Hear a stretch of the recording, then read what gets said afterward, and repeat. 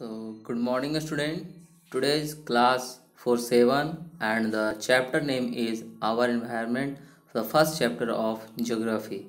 तो इसमें हम पहले जानेंगे कि environment है क्या। तो environment simply है जो surrounding और condition within which we or individual organism जैसे कोई भी जो पाया जाता है जो की स्थिति है जो हमारे साथ हमारे चारों तरफ जो कंडीशन है जिसमें हम रहते हैं या अकेले या हमारे साथ जो भी ऑर्गेनिज्म रहते हैं जीव रहते हैं वो सारे क्या हैं हमारे उसको इन्वायरमेंट कहते हैं पाए जाते हैं वो टर्मनाइज एज इन्वायरमेंट जो भी हमारे आसपास के चारों तरफ जो चीज़ें हैं वो क्या है एक इन्वायरमेंट है। क्या है इन्वायरमेंट है। सिंपली इन्वायरमेंट का डिफिनेशन क्या होता है आवर डिफाइनमेंट तो इन्वायरमेंट को हम क्या कहेंगे simply our environment is a our environment क्या है our environment is a combination of the natural and the human component जो क्या है प्राकृतिक और मानव से मतलब कि तत्वों का क्या है कॉम्बिनेशन है। ठीक है किसका combination natural and human component का। ठीक है तो आपका जो आवर इन्वायरमेंट है आपका दो भागों में क्लासिफाइड किया गया है नेचुरल और आपका ह्यूमन। नेचुरल भी क्या है हमारे आपका एनवायरनमेंट में आता है जो प्राकृतिक चीज़ें हैं मिनरल्स है रॉक है प्लांटेशन है ये सारे नेचुरल चीज़ें हैं और ह्यूमन जो मानव है वो भी क्या है आपके कंपोनेंट है। तो आगे देखते हैं इसमें क्या है। तो इन्वायरमेंट सिंपली हमने क्या कहा the place where we live in जहाँ हम रहते हैं the people and the things around us जो पीपुल और हमारे आसपास जो चीज़ें हैं and the around us the plant like the building and the like part of our environment ये सभी क्या है आपके human bird animals and roads ये सारे क्या है एटमोसफियर ये हमारे क्या है part of the our environment all are the क्या है और different organism live and the क्या होता है डिफरेंट इन्वायरमेंट जो आपके होते हैं डिफरेंट जो ऑर्गेनिज्म होते हैं लिविंग बींग अपने अपने डिफरेंट आपके इन्वायरमेंट में रहते हैं या पाए जाते हैं। जैसे कि फिश है वो भी क्या है हमारे इन्वायरमेंट में रहता है लेकिन वो वाटर में रहता है उसका अलग इन्वायरमेंट है। बर्ड एयर में रहते हैं कीट पतंग है इधर उधर जो भी आपके इंसेक्ट्स हैं आपके ह्यूमन बींग्स लैंड या होम में रहते हैं सबका रहने का अलग अलग इन्वायरमेंट बना हुआ है। तो ये सभी क्या है इन्वायरमेंट है। सिंपली इसका डिफिनेशन आपको अगर पूछा जाए तो इन्वायरमेंट में एक डिफिनेशन क्या होता है our environment is a combination of both natural and the human component. ठीक है तो इसको हम कहेंगे। ठीक है आवर इन्वायरमेंट किस तो इसके दो आवर जो नेचुरल इन्वायरमेंट बॉडीज है जो नेचुरल है जो चीज़ें हमारे नेचुरल है उसको दो भागों में क्लासिफाइड किया गया उसको डिवाइड किया गया वो क्या है पहला आपका बायोटिक है और दूसरा एबायोटिक है। तो बायोटिक में क्या होता है मतलब जैव जीवित चीज़ें और एबायोटिक मतलब अजैव मतलब निर्जीव चीज़ें। कहने का मतलब बायोटिक में सारे लिविंग थिंग्स आते हैं और एबायोटिक में नॉन लिविंग थिंग्स आते हैं। बायोटिक को हम लोग बायोलॉजिकल भी कहते हैं और एबायोटिक को फिजिकल कहते हैं क्योंकि ये शेप इन शेप में होता है जैसे रॉक मिनरल्स ये सारे क्या कंपोनेंट। तो बायोटिक कंपोनेंट और एबायोटिक कंपोनेंट में कौन कौन चीज़ें आया करती हैं तो इसमें जो कंपोनेंट में बायोटिक में आते हैं ऑल लिविंग थिंग ऑर्गेनिज्म जो होते हैं जैसे कि animal plants flora and fauna human ये सारे क्या है ऑर्गेनिज्म वाटर ऑर्गेनिज्म ये सारे किस में आते हैं आपके बायोटिक और इसको बायोलॉजिकल कंपोनेंट भी कहा जाता है। ठीक है जैव और नेचुरल को दूसरा जो पार्ट में डिवाइड किया है वो है एबायोटिक कंपोनेंट इसमें क्या आते हैं सारे रॉक मिनरल्स ये सारे किस में आ जाते हैं आपका एबायोटिक में इसको कोई मतलब जीवन नहीं होता है। कहने का मतलब ये नॉन लिविंग थिंग होते हैं। तो इसमें कौन कौन सी चीज़ें आ जाती हैं लैंड वाटर एयर मिनरल्स और भी जो बहुत सारे जो आपके एबायोटिक में आते हैं। तो एबायोटिक कंपोनेंट को जैसे लैंड का जो कंपोनेंट आता है लिथोस्फीयर कहा जाता है वाटर जो कंपोनेंट जहाँ वाटर है उसको हाइड्रोस्फीयर कहा जाता है और एटमॉस्फेयर जो हमारा जो एयर है सराउंडिंग चारों तरफ एयर है उसको एटमॉस्फेयर कहा जाता है। तो देखिए जो टर्म ज्योग्राफी है जिसमें हम जो ज्योग्राफी का जो टर्म है हम जो पढ़ते हैं इसमें क्या पढ़ते हैं geography studies the inter relationship किसके बीच जो मतलब कि अंतर जो रिलेशनशिप होता है। कहने का मतलब between the human beings and the environment our environment जो हमारे चारों तरफ है आपका और ह्यूमन बींग्स के बीच जो रिलेशन उसी के रिलेटेड उसके बारे में ज्योग्राफी में हमको मेनली अध्ययन करना होता है। तो देखिए अब आपको क्वेश्चन आएगा कि what are the two component of natural environment. The two component of natural environment का अगर कहेंगे तो बायोटिक और एबायोटिक होगा। ठीक है तो इसमें आप चलिए आगे देखते हैं तो क्या है। तो आगे देखिए जैसे कि ऑन लिविंग थिंग्स आपका आ जाता है कंपोनेंट एबायोटिक बायोटिक में और नॉन लिविंग आपका आता है थिंग्स आता है आपका किस में, कहने का मतलब नॉन लिविंग थिंग्स आता है आपका एबायोटिक में, ठीक है। तो चलिए अब आगे पढ़ना है आपको नेचुरल इन्वायरमेंट, फिर आपके ह्यूमन इन्वायरमेंट के पढ़ेंगे। 2 कंपोनेंट आपका मेनली है, तो पहला नेचुरल इन्वायरमेंट में पढ़ लिया आपका। तो नेचुरल इन्वायरमेंट में जो हमने पढ़ा अभी एबायोटिक, उसका ही नेचुरल इन्वायरमेंट के बारे में फिर पढ़ते हैं, इसके पार्ट्स ऑफ जो एबायोटिक का है, ठीक है। तो इसमें चलिए देखते हैं एबायोटिक नेचुरल इन्वायरमेंट है क्या, पहले इसको समझते हैं।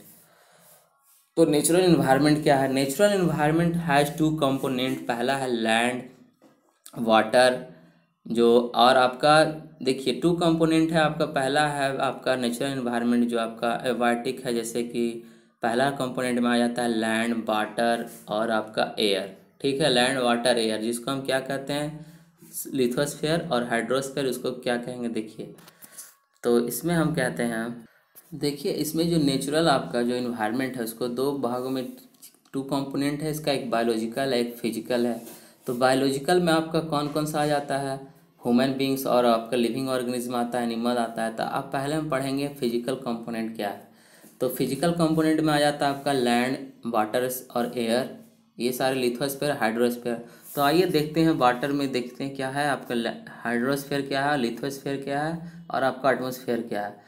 तो इसमें चलिए देखते हैं यहाँ पे जो आपका है, तो जो आपका नेचुरल कंपोनेंट देखिए यहाँ पे है। तो द वर्ड देखिए लिथोस्फीयर क्या होता है।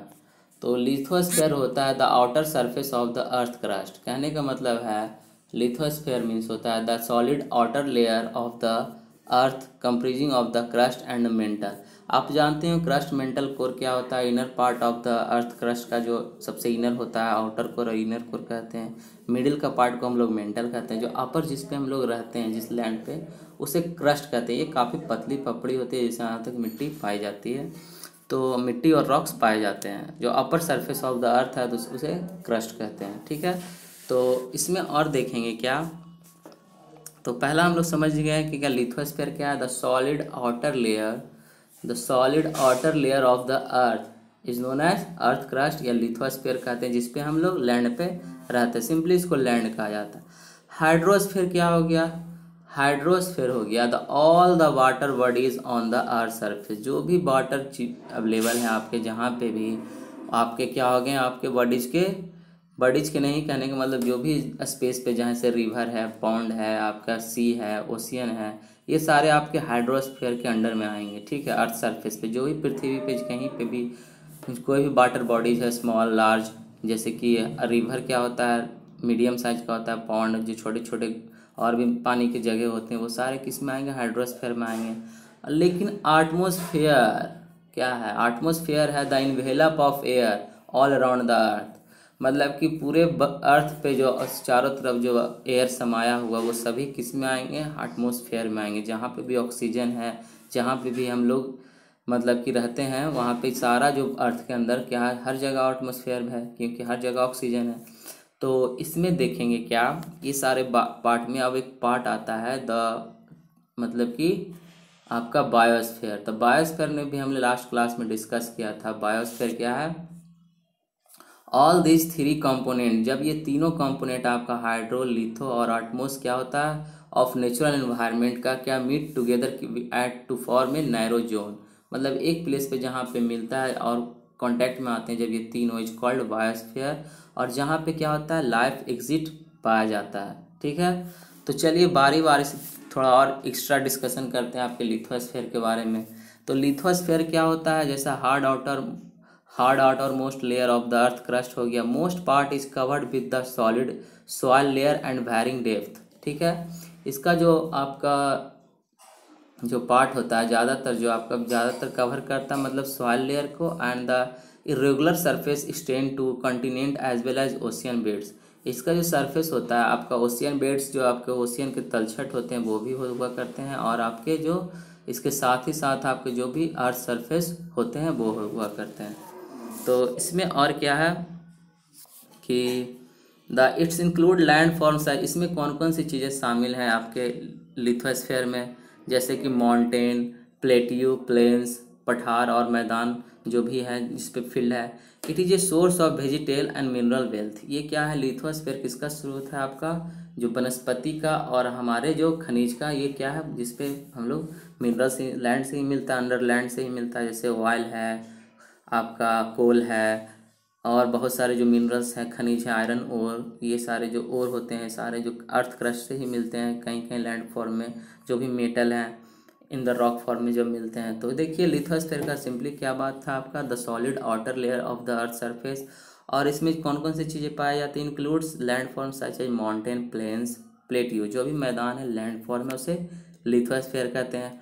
हाइड्रोस्फीयर क्या है, all water bodies on the earth surface such as आपका जो गया seas, river, lake together form है हाइड्रोस्फीयर। ये सभी मिलकर क्या बनाते हैं, एक साथ मिलकर हाइड्रोस्फीयर को, उसी को हम लोग हाइड्रोस्फीयर कहते हैं। ठीक है।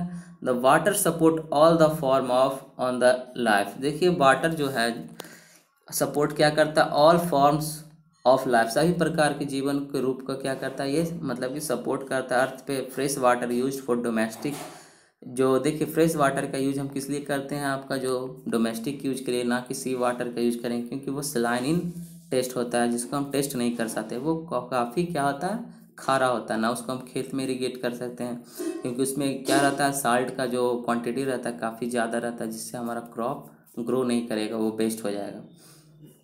तो इंडस्ट्रियल पर्पस, आपका agriculture and the helps to generate electricity, ये सारे यूज में क्या करते हैं, फ्रेश वाटर का उपयोग हम लोग करते हैं। ठीक है, यूटिलाइज करते हैं फ्रेश वाटर का। अब चलिए एटमॉस्फेयर, देखिए ocean water apart from producing moderating influencing the climate, और जो ओशियन वाटर है वो इसके जो मॉडरेट मतलब हमारे जो क्या करता है, वाटर साइकिल जो वाटर वेपर बनाता है, जो हमारे क्या करता है, इन्फ्लुएंस करता है हमारे क्लाइमेट को, हमारे जो जलवायु को क्या करता है, क्लाइमेट को इन्फ्लुएंस प्रभावित करता है।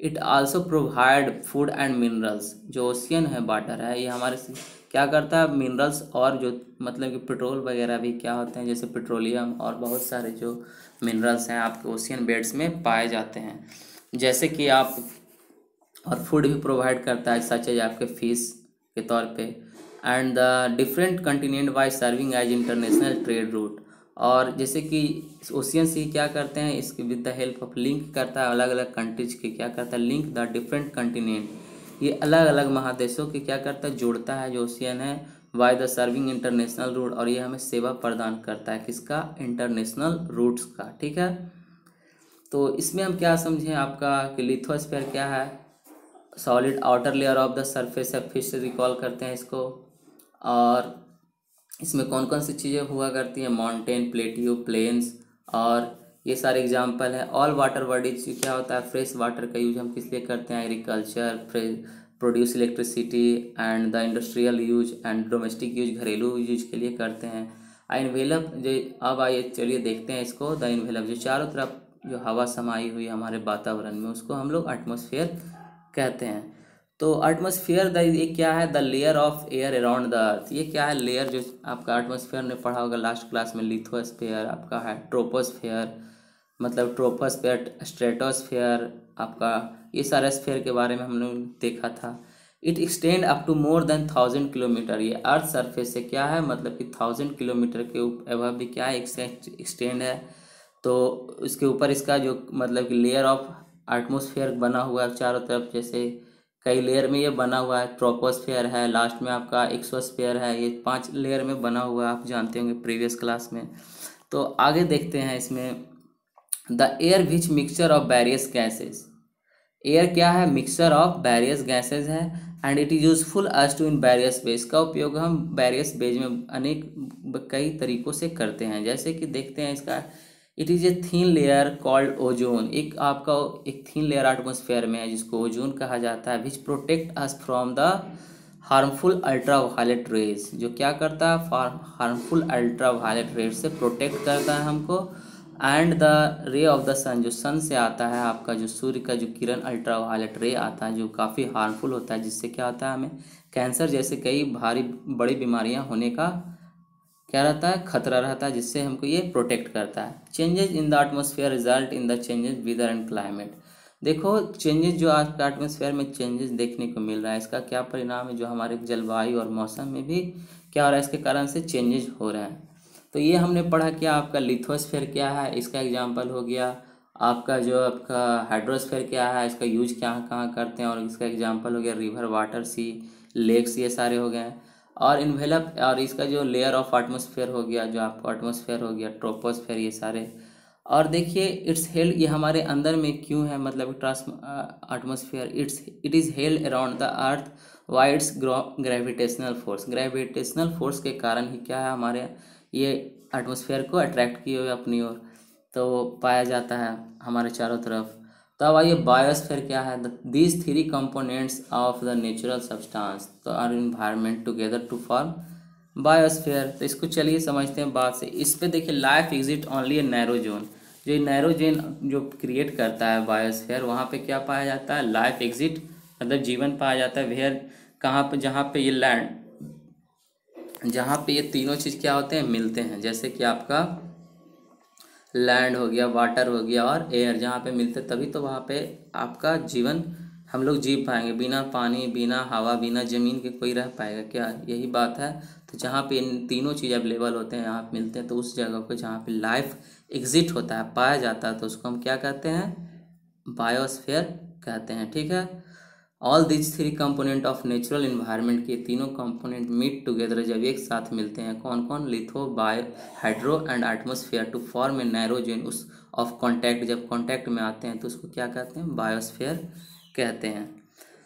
उस दिस डोमेन इज कॉल्ड, उस भू क्षेत्र को क्या कहते हैं, आपको बायोस्फीयर कहते हैं। And makes the earth unique planet and solar system, और आपके सोलर सिस्टम में क्या करता है, इस तरह से क्या करता है, आपको एक यूनिक प्लैनेट बनाया, अर्थ को एक यूनिक प्लैनेट बनाता है। क्यों बनाता है, क्योंकि यहाँ पे लाइफ एग्जिट होता है।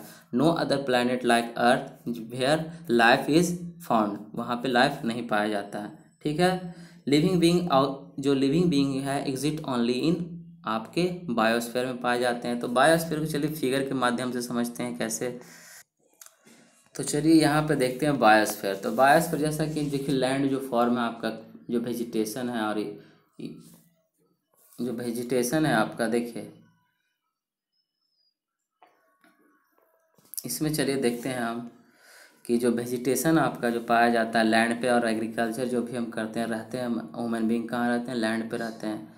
तो इसमें और देखेंगे हम लोग क्या, कि इसमें और है क्या, कि जो बायोस्फीयर, जैसे ये आपका एटमॉस्फेयर हो गया, ये आपका लिथोस्फीयर हो गया, ये हाइड्रोस्फीयर हो गया, जहाँ पर ये तीनों चीज़ पाया जाता है, देखिए तो उसको हम बायोस्फीयर कहते हैं। पानी भी है, लैंड भी है, और यहाँ पे एयर भी है।